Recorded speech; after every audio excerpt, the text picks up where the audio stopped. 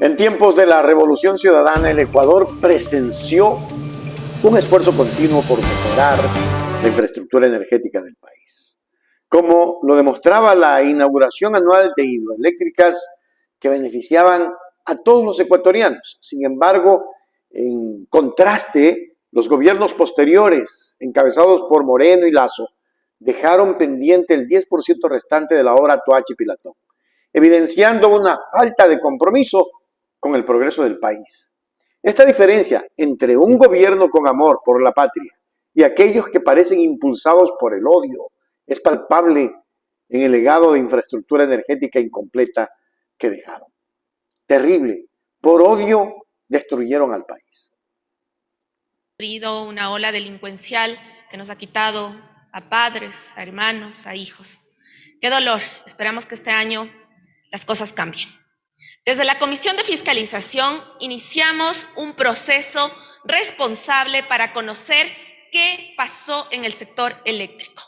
En el 2016 existía total abastecimiento de electricidad en el país, es decir, que no habían apagones. En el 2016 íbamos camino a un estado donde se busquen los vehículos eléctricos, el transporte público eléctrico, las cocinas de inducción y todo aquello que nos permite mirar hacia el futuro. Sin embargo, hemos retrocedido 20, 30 años. ¿Por qué? Por odio político. ¿Qué evidenciamos en más de 30 comparecencias que recibimos? Primero, el debilitamiento institucional. Mandé unos videos a través de Secretaría.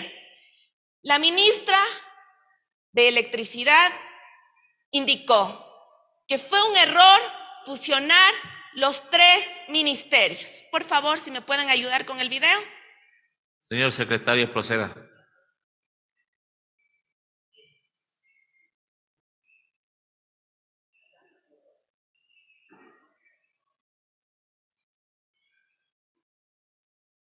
Se me quedaba, y creo que es la más importante, señora presidenta.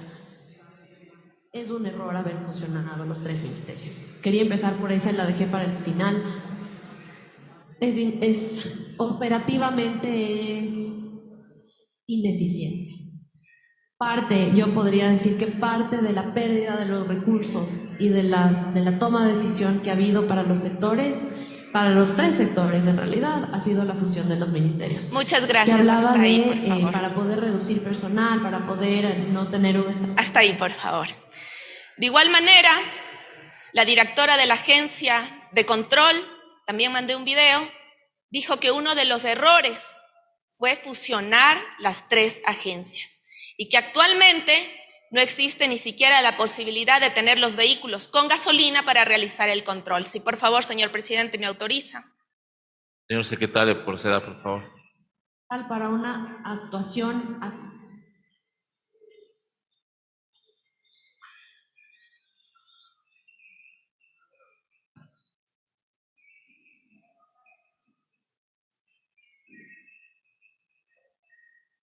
Conocemos que las agencias creadas por ley mediante el decreto de fusión emitido en el año 2020 se fusionaron las 3 agencias, tanto la de electricidad, hidrocarburos como minería, con el propósito de generar una optimización que nosotros podemos ver que no existió tal optimización ni de recursos, ni de control, ni de marco regulatorio. El debilitamiento institucional tiene nombre y apellido: Lenin Moreno y Guillermo Lasso, quienes, contrario a lo que decía la ley, contrario a lo que decía una política pública durante el gobierno de la Revolución Ciudadana, por odio político, decidieron fusionar los 3 ministerios y las 3 agencias, y ahora, sin el control como debería ser, vivimos una crisis terrible. Lo ha dicho la ministra, lo ha dicho la persona de la agencia. Es necesario que estas 3 entidades sean separadas. ¿Lo puede hacer el presidente Noboa por decreto? Sí, lo puede hacer. Sin embargo, también es importante que esto quede establecido en la ley para que nadie se le ocurra volver a golpear la institucionalidad, causando graves daños al país. El segundo tema que hemos evidenciado es la falta de gestión. Existía un plan maestro de electricidad. Ese plan maestro de electricidad tenía que cumplirse conforme lo decía el anexo del plan maestro de electricidad. Al 2023 ya teníamos que tener en funcionamiento Toachi Pilatón, Sabanilla, Masardudas, entre otros. Hasta la fecha no tenemos en funcionamiento esas centrales. El plan maestro de electricidad se dejó de cumplir en el 2018. ¿Por qué? Porque no vieron necesario la generación de energía eléctrica en el país. Toachi Pilatón debía entrar en operación en el 2021. Falta el 10%. Mientras la Revolución Ciudadana cada año inauguraba una hidroeléctrica, en 7 años estos dos gobiernos incapaces no han sido ni siquiera responsables por hacer el 10% de lo que le faltaba a Toachi Pilatón. Sí vemos la diferencia, sí vemos por qué hay crisis, porque no hicieron lo que debían hacer. Pero no solo eso, no cumplieron el plan maestro de electricidad, pero tampoco dieron mantenimiento a los proyectos existentes. En el 2022 solo se hicieron 275 mantenimientos preventivos. Sin embargo, hicieron 1.400 mantenimientos emergentes. ¿Eso qué significa? Que cuando la central térmica o hidroeléctrica ya estaba en peligro, ahí actuaban, perdiendo recursos, perdiendo tiempo y dañando partes de las centrales. Cuando le preguntamos al ministro Santos Alvite que por qué no hizo los mantenimientos, que por qué no cumplió con el plan de electricidad, que dijo que él estaba orgulloso de no haber invertido un centavo en lo público. Y de la misma forma, el viceministro de Electricidad dijo que no había plata ni para comprar una vela. Sin embargo, el plan anual de inversión reporta que tenían 93 millones de dólares y solo ejecutaron el 52%. Es decir, ni siquiera la mitad lo lograron ejecutar para garantizar la energía de los ecuatorianos. Pero no solo eso, se sacaron la plata, sí, ecuatorianos, se sacaron la plata que iba destinada al cumplimiento del plan maestro de electricidad y al cumplimiento de los mantenimientos preventivos, debiéndole a CENEL 13 millones de dólares y a CELEC 196 millones de dólares. Aquí está el oficio pidiéndole al ministro Arosemena que les entregue los recursos para poder hacer los mantenimientos y cumplir el plan maestro de electricidad y obligaciones internacionales. ¿Y saben qué hizo el ministro? No estaba ni enterado. Cuando vino a la comisión, el ministro Arosemena dijo que se enteró de los apagones por redes sociales o por la cadena de televisión. ¿Qué ministro de Finanzas puede ser tan irresponsable de no leer los oficios donde le alertan de manera urgente que tiene que entregar los recursos que son del sector eléctrico? No del ministro, sino del sector eléctrico. Por eso, la ministra actual ha dicho que podían repotenciar el parque nacional, que le costaba 150 millones repotenciar el parque termoeléctrico del Ecuador en lugar de comprar 220 millones a Colombia. Y es que sí había forma de garantizar la energía eléctrica en nuestro país. Aquí está el pliego de todas las alertas que se emitieron a Santos Alvite, a Jorge Benavides, a Marcelo Jaramillo y a otros parte del sistema eléctrico, diciéndoles: alerta emitida, requerimientos de generación, aumento de demanda, posible estiaje. Aquí, desde el 2022 les estaban alertando que nos íbamos a quedar sin electricidad. ¿Y saben qué hicieron? Se cruzaron de brazos. Eso sí, orgullosos de no haber entregado ni $1 al sector público, estaban también orgullosos de haber entregado recursos al sector privado. Tal es así que el ministro Santos Alvite, exministro, dijo en la Comisión de Fiscalización que entregó al sector privado todos los proyectos durante su gestión. 2 días antes, de manera inmediata, con concesión a 25 años, entregó los proyectos al sector privado. Y estos proyectos generan 700 megavatios. ¿Saben cuánto genera Coca-Cola Sinclair? 1.500 megavatios. ¿Ven la diferencia cuando se da en lo público una inversión sólida?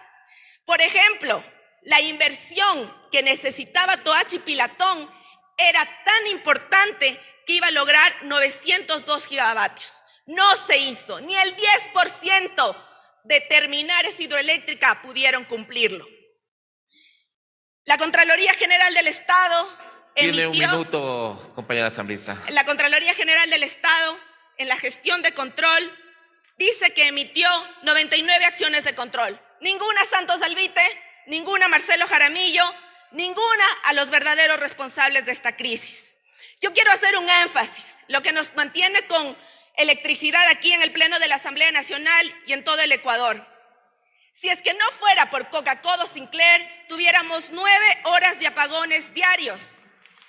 Actualmente, Coca-Cola Sinclair, escúchenme bien, ha generado 43.571 millones de kilovatios. Eso significa 2 años de electricidad para todo el país.